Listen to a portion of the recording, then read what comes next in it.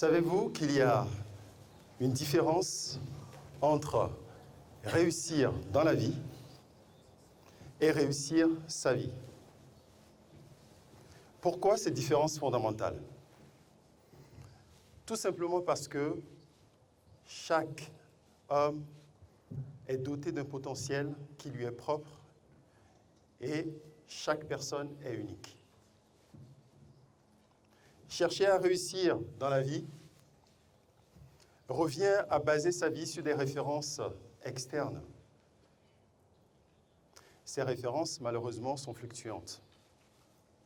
Fluctuantes dans le temps, d'une personne à l'autre, d'un environnement à un autre, ce qui fait que chercher à réussir dans la vie peut très vite aboutir à une course sans fin, car il n'y a pas de limite. Chercher à réussir dans la vie peut nous amener également à nous focaliser que sur nous, sur notre personne, sur nos biens, sur mon compte bancaire, sur mes maisons, sur moi et encore moi.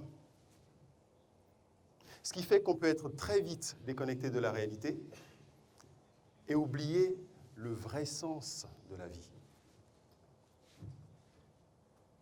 Chercher à réussir dans la vie, ça peut également nous amener à oublier que malgré que notre maison porte 20 pièces, le jour de notre mort, nous serons chacun individuellement dans une boîte qui sera à peine plus large que nos épaules. Je ne suis pas en train de dire qu'il ne faut pas être riche. Ce n'est pas là le propos. Je suis juste venu partager avec vous ce qui pour moi doit être l'essentiel d'une vie. C'est pour cela que réussir sa vie, c'est baser sa vie sur des convictions profondes. C'est baser ma vie sur des références internes. C'est trouver la voie qui m'est propre. C'est me dire, il faudrait que j'impacte ma génération avec des valeurs qui tiennent dans le temps. L'exemplarité, l'excellence, le courage, comme Essie disait, le goût du travail bien fait. Chercher à réussir sa vie, c'est se poser en permanence la question: qu'est-ce que les gens diront de moi lorsque je ne serai plus de ce monde? Quelle histoire voudrais-je écrire? Quel héritage moral voudrais-je laisser à mes enfants? Il n'y a pas que l'héritage matériel. Qu'est-ce que les gens diront à mes enfants lorsqu'ils les croiseront dans la rue? Est-ce que mes enfants seront fiers de moi? Ou est-ce qu'ils auront honte de moi? Vous savez, ma conviction profonde, ma conviction, c'est que les différents défis de notre monde d'aujourd'hui et de demain seront résolus par des hommes et des femmes qui cherchent à réussir leur vie et non dans la vie.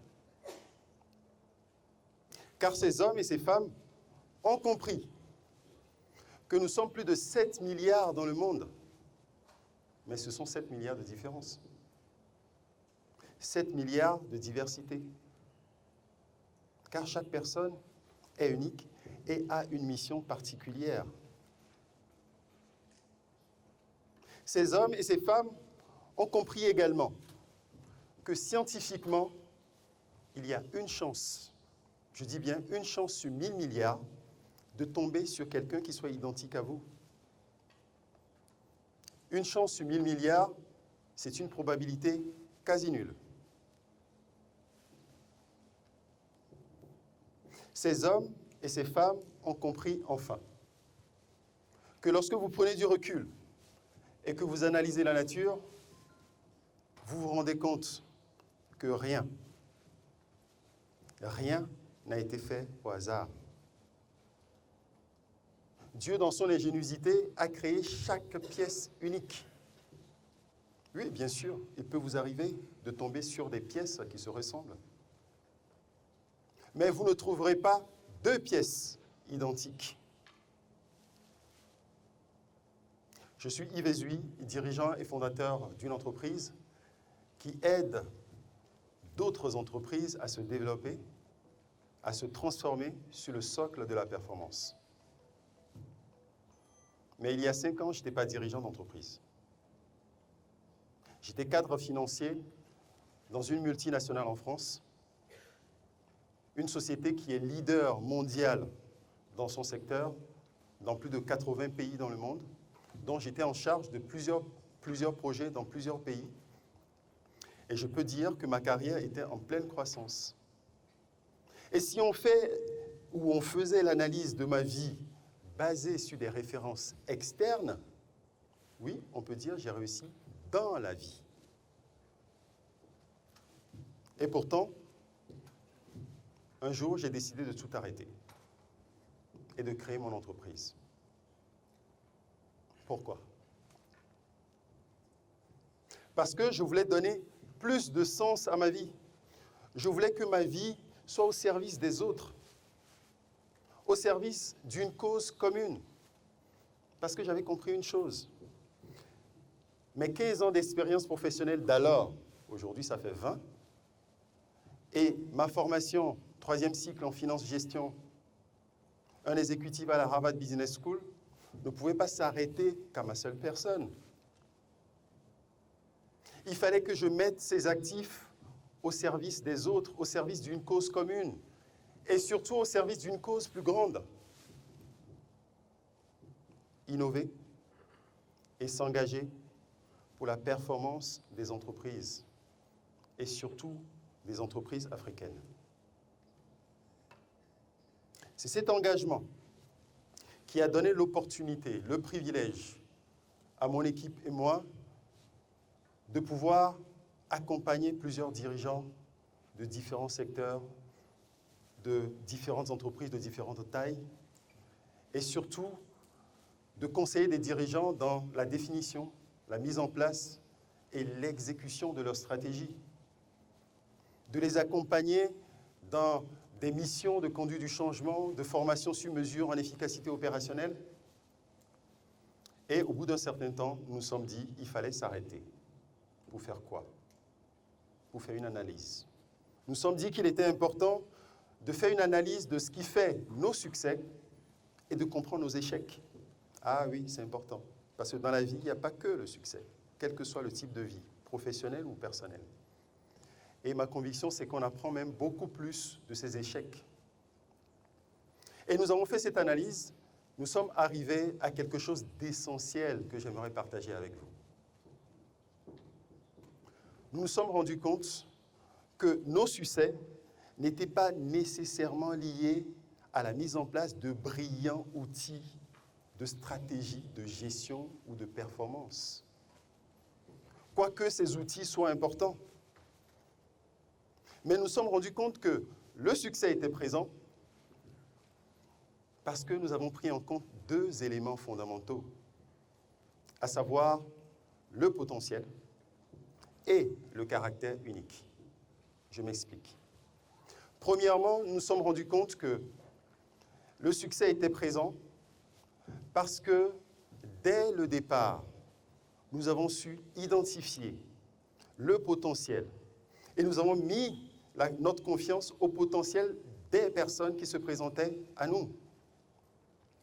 Et notre objectif a toujours été de réveiller le potentiel qui était en chaque personne et de leur dire, allez-y, vous pouvez y arriver, en toute honnêteté, vous avez le potentiel pour le faire, allez-y, montez, allez encore plus haut. Et ils ont atteint des objectifs inégalés.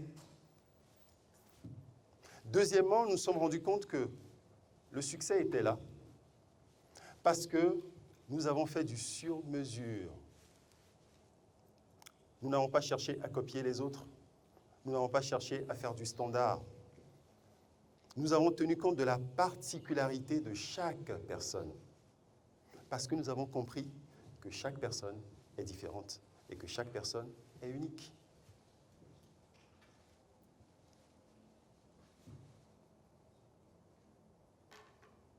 Quelle est la conclusion de cette analyse? Elle est toute simple. C'est que l'homme avec grand H, ou l'être humain, parce que quand je dis homme, c'est l'homme et la femme, l'homme avec grand H a un potentiel immense et il est unique. C'est la prise en compte de cette vérité qui fait la différence. Nous nous posons la question, comment relever les différents défis qui se posent à nous, tant aujourd'hui que demain? Comment réussir notre vie dans ce monde en pleine mutation? Eh bien, la réponse se trouve dans la prise en compte de ces deux éléments fondamentaux. Parce que la prise en compte de mon potentiel me permet de me rendre compte que je peux y arriver. Parce que ça crée un dynamisme, ça me met en mouvement. Parce que je me rends compte que chaque personne est dotée d'un potentiel, quelle que soit sa nationalité, quelle que soit sa race. Donc je me dis, ah oui, moi aussi je peux y arriver. Et je pense que les autres l'ont déjà démontré. On a vu un Togolais qui a créé un robot. Ce n'est pas un Américain, ni un Français. Ça veut dire que tout le monde peut le faire. Donc le potentiel crée en moi le dynamisme. Mais cela ne suffit pas. Il est important de savoir qui je suis. Il est important de réaliser mon unicité. Parlons premièrement du potentiel. Malgré le fait que nous soyons dans la 4e révolution technologique et que nous soyons tous fascinés par la prouesse robotique, l'intelligence artificielle, le big data, l'impression 3D, on en a parlé tout à l'heure, les véhicules autonomes, il n'y a rien de plus extraordinaire que l'homme. L'homme est la machine la plus complète, la plus extraordinaire qui soit. Le robot le plus intelligent, le plus puissant ne peut égaler la profondeur de l'homme, car il y a tant à découvrir et tant à dire. C'est ainsi que pour pouvoir démontrer scientifiquement ce potentiel de l'homme, les chercheurs de l'Université de Californie, des chercheurs en neurosciences, en 2015, ont fait une analyse sur le cerveau humain. Ils ont mesuré la capacité du cerveau humain et déjà, ils se sont rendus compte que cette capacité est 10 fois supérieure à tout ce qu'on avait trouvé jusqu'alors. Ils ne savaient pas. Et ils ont poussé leur analyse plus loin et ils sont arrivés à un chiffre faramineux. 1 million de gigaoctets. Vous savez quoi? 1 million de gigaoctets, c'est la capacité de stockage du cerveau humain. Un seul cerveau. Et 1 million de gigaoctets, c'est l'ensemble des informations qu'il y a sur Internet. Stocké quelque part, ça fait 1 million de gigaoctets. C'est ce qu'un seul cerveau peut stocker. C'est extraordinaire. Le temps me manquerait de vous parler des différentes innovations qu'il y a eu ces dernières années, de vous parler de la capacité d'adaptation de l'homme, car il y a tant à dire. Cependant, comme je le disais tout à l'heure, le potentiel ne suffit pas pour réussir dans la vie, surtout dans cette vie en pleine mutation. Il faut se connaître, il faut savoir qui on est. Il faut réaliser son unicité, je dirais même son caractère unique. C'est la deuxième prise de conscience que j'aimerais que nous puissions avoir.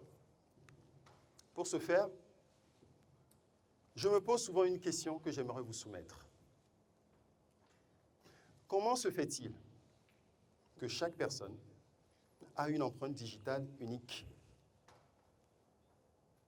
Vous savez que on peut identifier chaque personne parmi les 7 milliards de personnes qu'il y a sur Terre, aujourd'hui plus de 7 milliards, je crois que c'est 7 milliards 4, on peut vous identifier par votre empreinte digitale. Souvent, moi, ça m'intrigue, je me dis, mais pourquoi? Pourquoi chaque personne a son empreinte digitale unique? Si c'est le cas, si c'est possible, c'est que vous êtes unique. Si vous êtes unique, c'est que vous êtes particulier. Si vous êtes particulier, alors vous avez une mission particulière à accomplir dans ce monde. Malheureusement, nombreuses sont les personnes qui ignorent ou bien qui passent à côté de ces vérités, ou du moins qui ne les appliquent pas. Pourquoi? J'ai essayé de comprendre. Essayons de comprendre tous. Pourquoi? Et je suis tombé sur ça. La fameuse citation, la citation populaire qui dit « La vie est l'examen le plus difficile ». Beaucoup de gens échouent parce qu'ils essaient de copier les autres en oubliant que chacun a une question différente sur sa copie. Donc, vous ne pouvez pas tricher chez les autres. Votre question est différente. C'est la prise en compte de la mission particulière attachée à chaque vie et du rôle que chacun doit jouer dans le monde qui doit être la solution des différentes mutations auxquelles nous faisons face et des différents défis que nous devons relever, tant aujourd'hui que demain.